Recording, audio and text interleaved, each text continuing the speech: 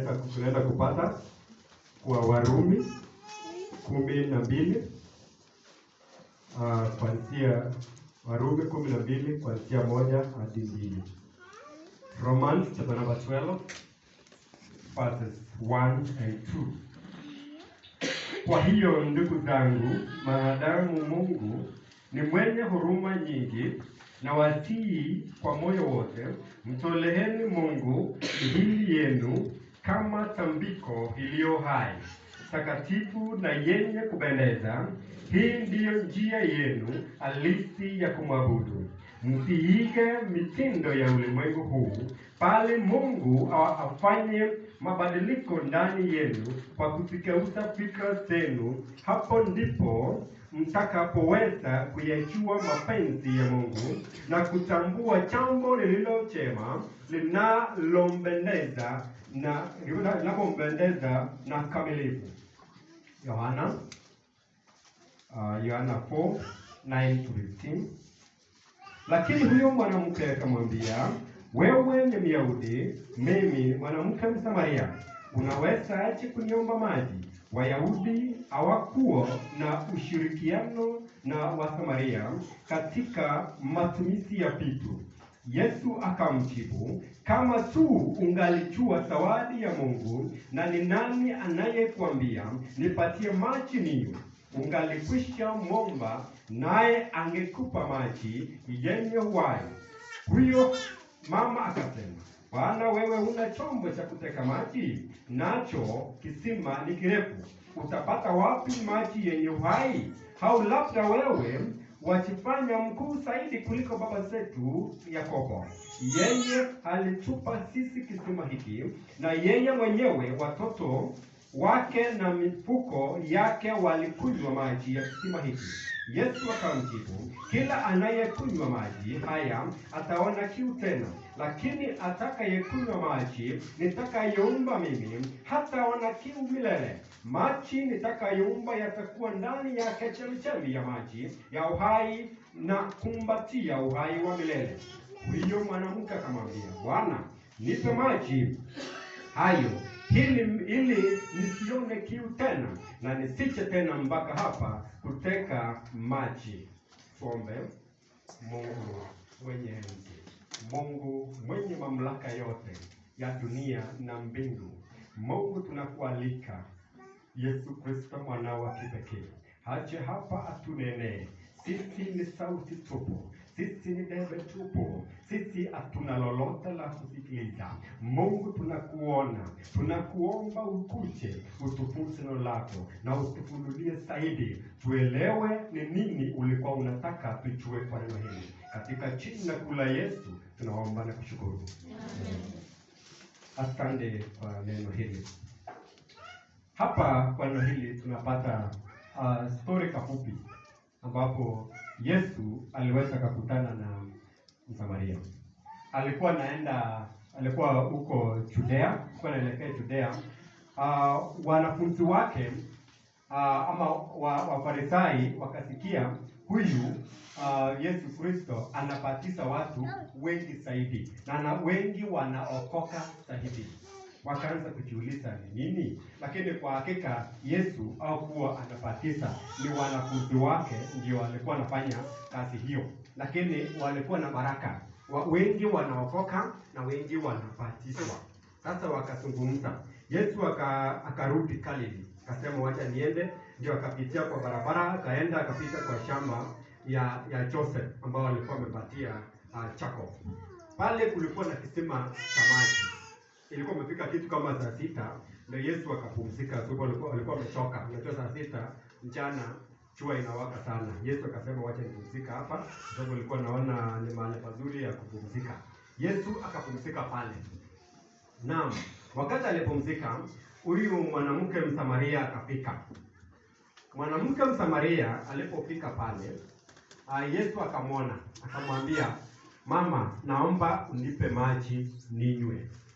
Sasa huyu mwanamke Msamaria akajua huyu ni Isaju ama ni Myahudi, na yeye ni Msamaria. Akamwambia, unajua sisi Wayahudi na wewe Msamaria hatuwezi tukashare anything Hatutumii sahani moja pamoja, hatutumii kikombe pamoja. Yani we don't have any ushirikiano na wewe.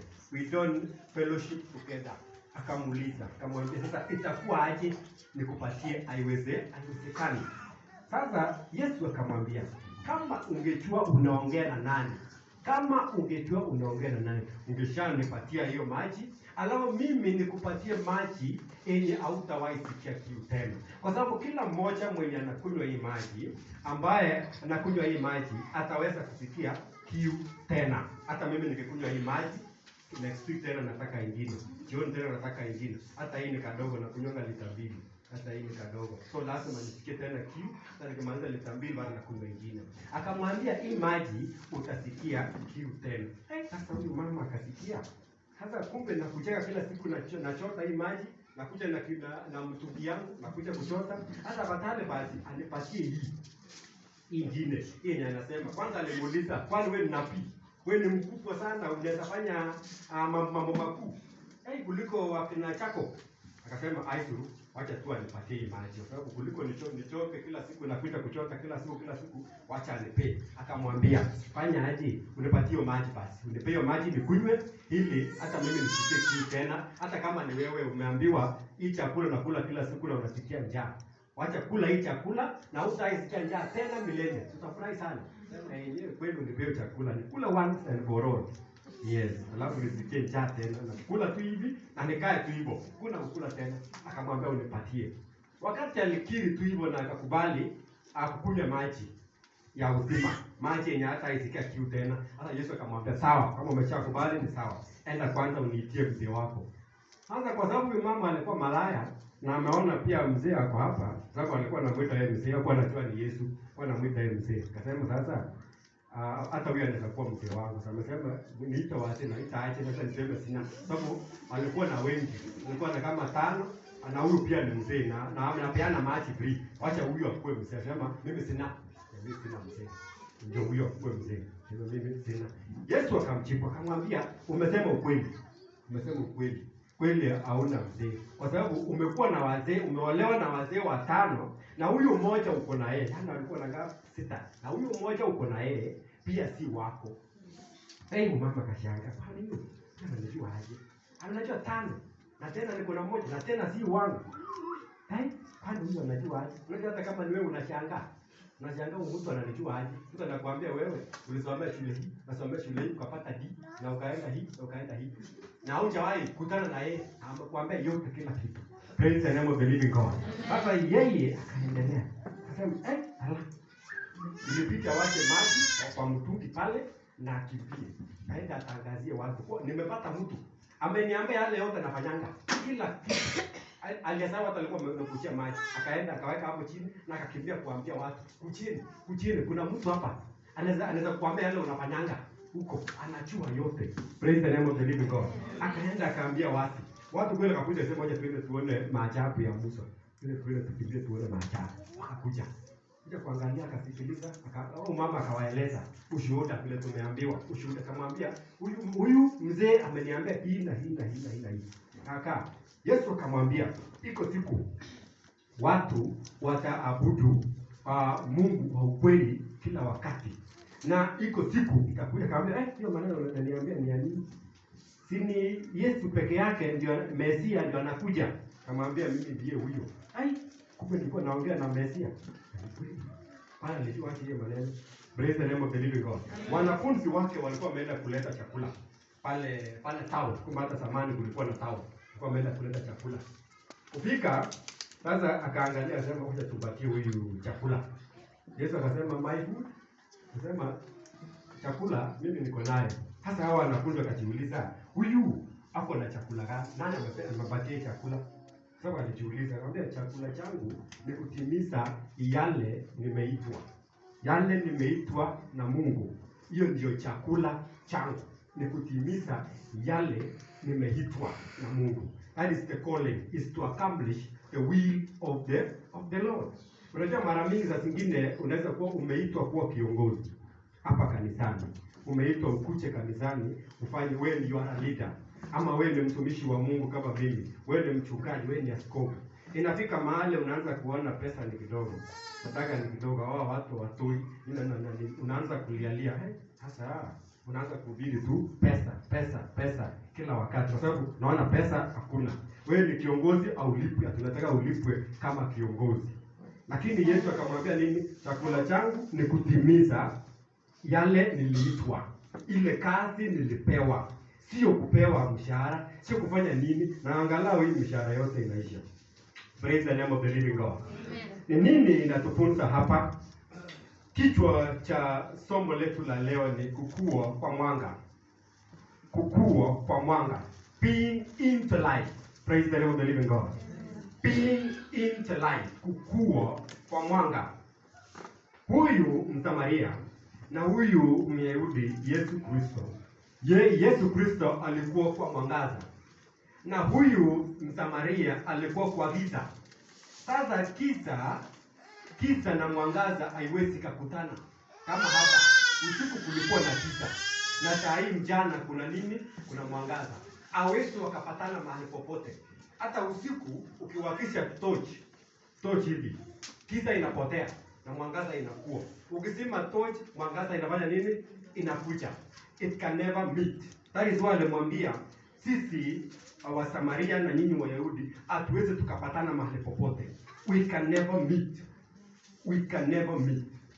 So I don't know now what happened. Wakati mtu wewe ni Mkristo, uko kwa mwanga na tena uko kwa giza. Unaona ni kama umechanganyikiwa kwa sababu uko kwa yote. Yani it's like you are in a state whereby and haiwezekani. Ndio maana hata ukiomba maombi haiwezekani kwa sababu you are in darkness and you are in lightness. You are both. You are at night when the night run, and day you are day run. You run daytime, night you are night run. You run every day. Sasa ni lini unapofika? Praise the name of the living God. Akamwambia kunywa maji ambapo ni ya uzima wa milele. Akatupu, akamwambia wewe fanya hivyo. Wewe uko na hii na hii na hii. Before uende kwa Mwenyezi Mungu, lazima kwanza uachane na vitu zingine za zamani. Yale ulikuwa unafanya, lazima uachane nayo. Kama ulikuwa mchawi, lazima uchawi uweke kando. Hata kama ilikuwa nakupea pesa, unataka kuna mtu anamwambia, anaambia unafanyie hii na hii na hii. Nataka fulani afunge duka yake. So pesa ndio hii. Sasa ndio hii. Anasema sinachonga mimi shamba, natamporokea kidogo, ili afunge duka. Alafu kesho Sunday napeleka fungu la 10 kanisani. Nimepewa. Umefungia mwingine duka na unakuja kanisani unaomba Mungu. Wewe ni night runner, alafu wewe ni day runner. You are everywhere. Praise the name of the living God. Tukue mahali ambao iko sawa. Ili Mungu pia atusikilize. Mungu pia atubariki na atusikilize. Akamwambia umekuwa na wazee watano. Na yule mmoja pia sio wako. Kumaanisha there is nothing you can do that God doesn't know. Remember sisi ni viumbe vya Mungu. Ni Mungu alituumba. Mungu alituumba. Alituumba kwa mfano wake. He created us. God created us. He knows you. Hata anajua mbele yako. Wewe peke yako unajua tu nyuma mahali umetoka. Unajua nilisomea shule hii, nikaenda shule hii, nikapata hii. Lakini mahali unaenda hujui. Mahali unaenda hujui. Ndio maana tunaomba Mungu tuongoze.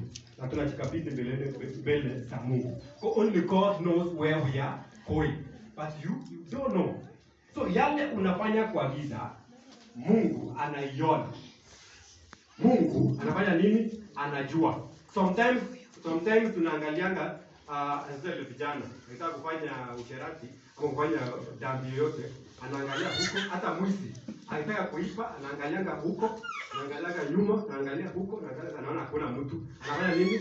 Anapora mali ya wenyewe. Anasahau kufanya nini? Kuangalia juu mbinguni. Ndio maana mtu akikufa anafanyanga hivi, angalie juu mahali hakuangalia. Wakati alikuwa anafanya dhambi hakuangalia juu. Ndio maana anaweka kwa sanduku juu.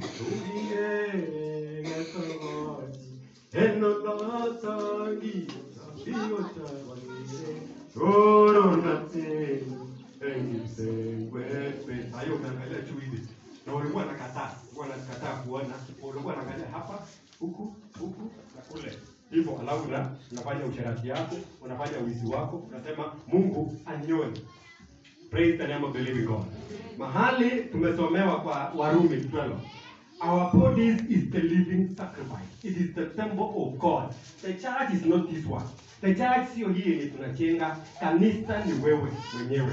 Nakumbuka nikiongoza vijana nikawauliza, kwa nini Sunday mnavaa nguo ya heshima? Mnavaa nguo nzuri. Katikati ya wiki mnavaa tumbo nje. Unaona tumbo, yani msichana tumbo yake iko nje. Yani iko nje. Anatembea vizuri sana in fashion. Mwingine amerarua yote, yani anavaa nikiangalia. Nakumbuka kuka yangu akichunga ng'ombe, longi alikuwa anavaa ni ile meraruka sababu alikuwa amezeeka. Sasa hii ni fashion. Yaani wakati ule kuka yangu alikuwa anavaa yake ilikuwa meraruka na alikuwa anachunga nao ng'ombe. Kwa saa hii sasa ni fashion. Vijana anavaa hiyo, amerarua na anatembea. Na anaenda town mzima anatembea kwa fashion, yani ako safarini. Na anavaa rack. Hana vitu yenye nini. Hai. Hiyo kusema ukweli ni kama tumepotea kidogo. Ukiona mtu anavaa nguo inaruka, mfano unamkia hii nguo ni kama imezeeka. Enda utumie ifakie nini? Ndio maana mimi nimwambia wazee. Mzee ni mkubwa kwa nyumba. Sivyo? Huyo mtoto ndio mfanya nini? Wewe ndiye umezaa, ni wako. Sasa usiseme ati mtoto wangu amenishinda. Amekushinda aje? Na wewe ndio umekaribisha kwa hii dunia yako mteiwa. Si wewe ulipanga sema wewe ndio ulimtengeneza hivyo. Bwana sasa kwani kumaanisha wewe unalala kwa darasa. Unalala. Ukaacha mtoto ajifunze vile anataka. Sasa hivi anafanya vile anataka, anatembea tumbo nje. Unaona? Hadi tunasema ikiwa mimi siwezi kusimamia nyumba yangu mwenyewe, nitatunzaje kanisa la Mungu? Sivyo? Kanisa kwa mzee ni wewe ukiwa nyumbani. You are the head of the family. You are the pastor of your. Kila mzee mwenye wako hapa ni mchungaji wa kwake. Ni mchungaji wa. So ukiona mzee, hata mimi naambianga wazee, ninawafunza wataambia, nikiona mtoto wa mzee mshiriki ambaye ni mwanafunzi wangu, mtoto wake anatembea tumbo iko nje. Anatembea nje na ako town ama nguo yake imeraruka. Tena huyo mzee hajielewi. Hajui kazi yake ni nini. Alafu akipatikana hivyo unarushia mama. Wewe mama utunge watoto. Wewe utunge. Kwani wewe mama anazaa peke yake? Ni wawili. Ni wawili mwingine. So kila mtu awajipike, usirushie mwingine. Usirushie mwingine. Kama hata wewe kama mzazi ukituma mtoto wako aende kwa duka na atume mwingine utasikia vizuri. Unataka yeye aende. Si aende atume mwingine, tumemwambia Kipsang, aenda uniletee sukari. Kipsang anaenda anatafuta Kibrono. Mbona Kibrono aenda ulete sukari. Sasa hiyo ni nini? Afadhali uite unyoroshe kidogo kidogo ndio ajue sio Kibrono ni yeye. Afanye nini? Aende. Praise the name of the living God. So kila mtu tuwajibike kwa mambo yetu ya kifamilia. Bwana Yesu asifiwe. Huyu mwanamke akatubu, akakubali, akasema ni kweli, umesema ukweli. Hakukataa, hakusema ati mimi sifanya hiyo, sifanya hiyo. Hata tukifika kwa kiti cha enzi, kama vile tumesema kwa imani ya mtume. Kama tulikuwa tunasema, tukifika utasomewa mambo yako yote. Utasomewa, unaambia ulikuwa unafanya hii, ulikuwa unafanya hii, ulikuwa unafanya hii. Hao wazee tunawafunza ya kwamba vitabu ni vingi. Si kitabu ni moja, kitabu ni vingi. Tunajua tu kitabu ya uzima wa milele. Lakini kuna kitabu ya maongeo, kuna kitabu ya mawazo, kuna kitabu vingi. Jana unawaza vibaya, unaandikiwa mahali. Hiyo kitabu itafunguliwa. Ile unawaza ile ya wivu, unawaza vibaya, kitabu kiko. Huwa nafunza tena vizuri, tunaanza hiyo darasa leo.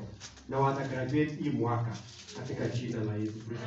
Sasa wazee wote ambao mko hapa na pia wamama wenye mzee wako akuje kanisani pia ufanye jambo. Huyu chama ni kama mchungaji. Mwambie twende mahali huko tumongelee. Kuna wazee wanafikiri kanisa ni ya wamama tupu. Hawajui pia kuna wazee. So ukikutana na chairman mwambie mzee wangu, kuna wazee hakunywi pombe, hakuti sigara, hapo tu. Na saa hii amenyorosha mguu kwa kiti. Anasema nimetuma na amekupatia sadaka kila kitu. Sasa anakaa na wote ndio. Nakaa hapo. Aende kanisani, nimeshatuma watoto. Kumbuka ni kila mtu, kila makoti itapikwa. That is in Matthew 12:6. Kila koti fanya nini? Itapikwa. Na ni wewe peke yako utaulizwa. si hakuna maneno ya jumla.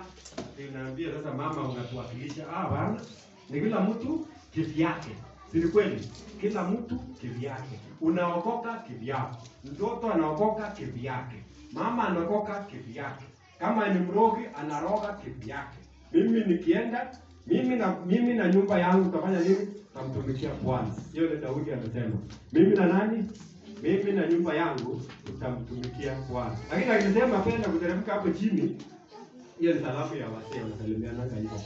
Mimi na nyumba yangu fanya nini? Tutamtumikia Mungu. Lakini ukiteremka chini hapo wanasema hata wakikataa nitaendelea kutumikia Mungu peke yangu. Kuteremka hapo chini. Kwanza alisema mimi na nyumba yangu tutamtumikia Bwana. Lakini akiteremka chini tena hapo Daudi akasema hata nyinyi mkikataa, mkicheza mimi na peke yangu nafanya hiyo kazi. Praise the name of the living God. Bwana Yesu asifiwe. Huyu mzee ametuambia jambo mzuri sana. Ambapo Yesu kwanza alisema unipatie hiyo maji ninywe. Unipe hiyo maji nikunywe. Huyu mzee ametuambia kwa hiyo Kitororo kama something like that. Huko Kericho hapo. Anasema huyu mzee alipeana shamba. Akapeana shamba kidogo, kanisa ikajengwa. Ni kama ilikuwa temptation ama ilikuwa nini kwa huyu mzee, kwa sababu amejenga hiyo kanisa kidogo, hiyo shamba yote watu wakachaa. Akatena akapomoa tena na ni chai. Unajua chai kwa mzee kupomoa si kitu rahisi.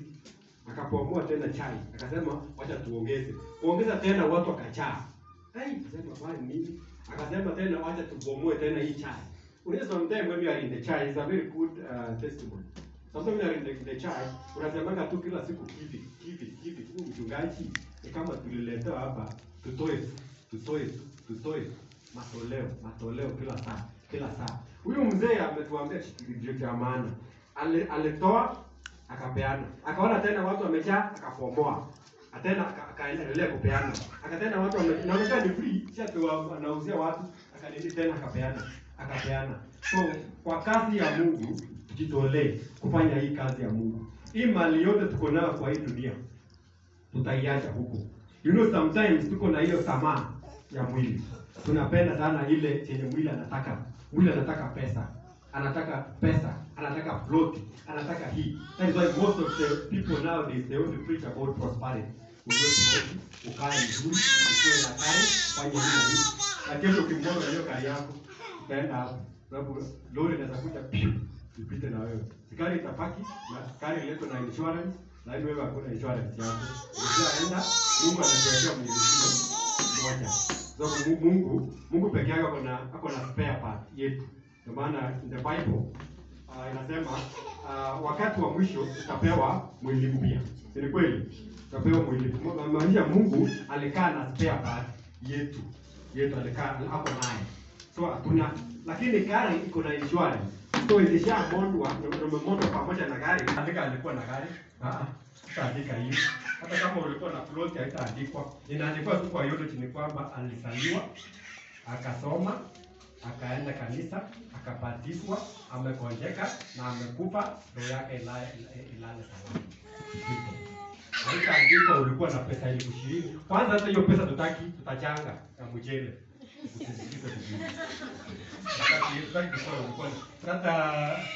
Hata mahali tunasikianga wanachangiwa. Hakuna umeenda kwa akaunti yako kushiro pesa. Hiyo yako imewekile. Tunachanga ya hii siku. Wewe uende huko.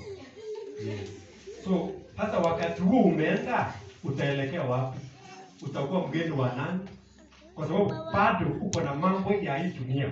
Bado wewe unaendelea kunywa maji yenye bado unafikia kiu. Kwa sababu ukiendelea kufanya mambo ya dunia, ukiendelea kufanya ukahapa, usherati, ushirikina ama mambo yoyote, hiyo utaendelea kusikia kiu. Hii pesa hakuna siku inakutosha. Hata ukipewa saa hii milioni 10 leo, bado na excuse nasema siangeniongezea kidogo. Angeniongezea pesa kidogo tu ifika hata hivi. 20,000. Hata ukipewa 20 nasema tena sianiongezea. Wanasema wanaendelea kuipa. Wanachukua na hapo na pesa mingi. Nasikia tena anasema kama anapewa kuwa medicine, nasikia my net worth is 800 million.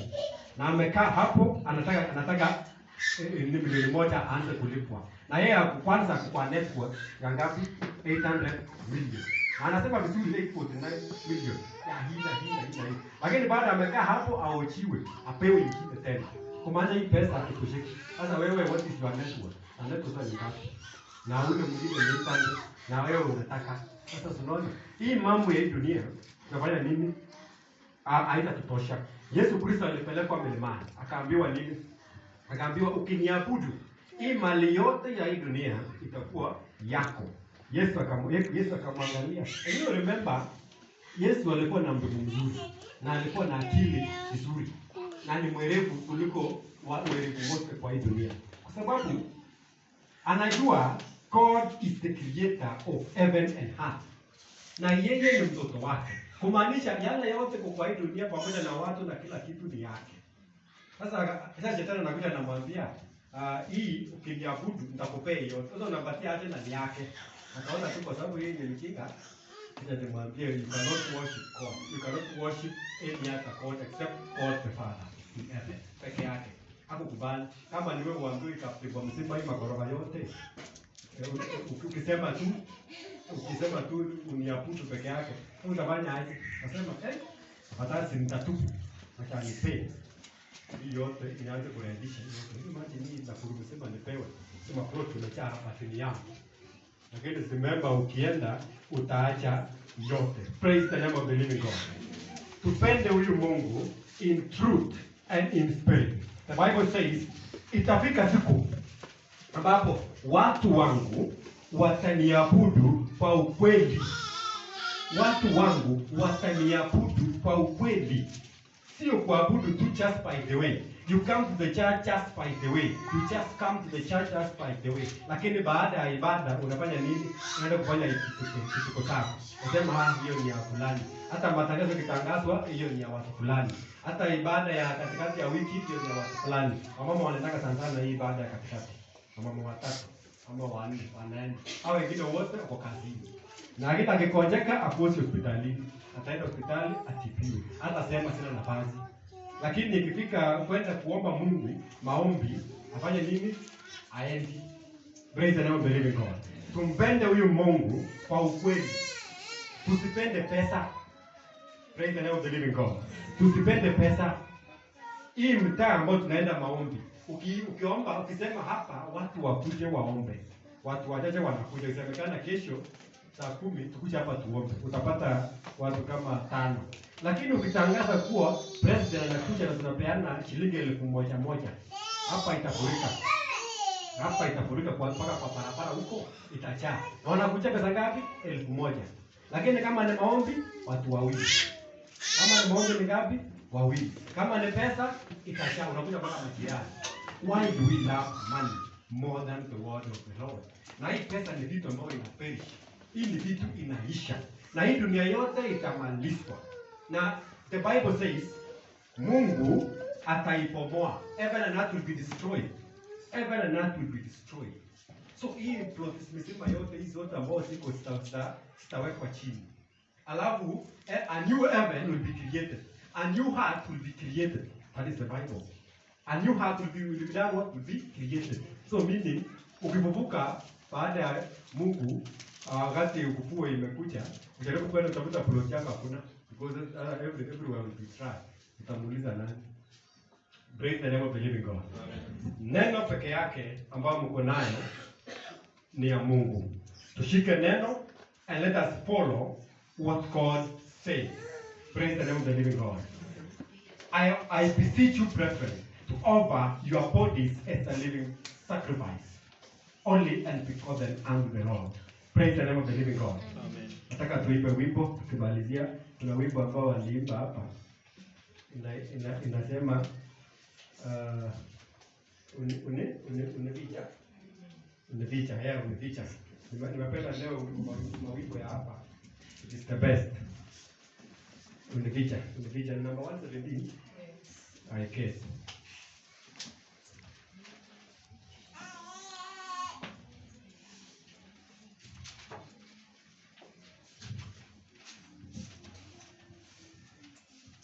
Naweka tena hiyo repeat. Kama unatafuta ile simu. Iko hapo. Weka ile simu. Nini? Leta ni smart. Sisi wengine sisi waimbaji nzuri sana, lakini tukiwekewa na wale waimbaji wa wasanii ili atubani ni picha. Ndio huyo mtalii amekuja amejua vizuri.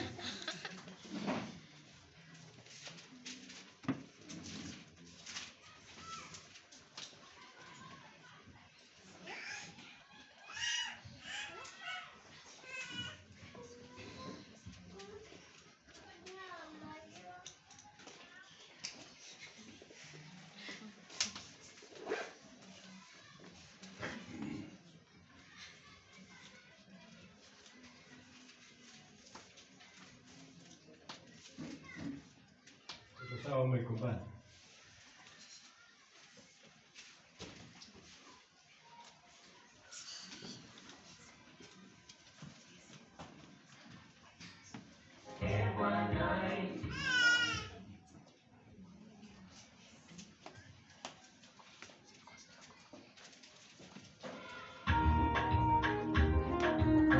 Tasimama wote.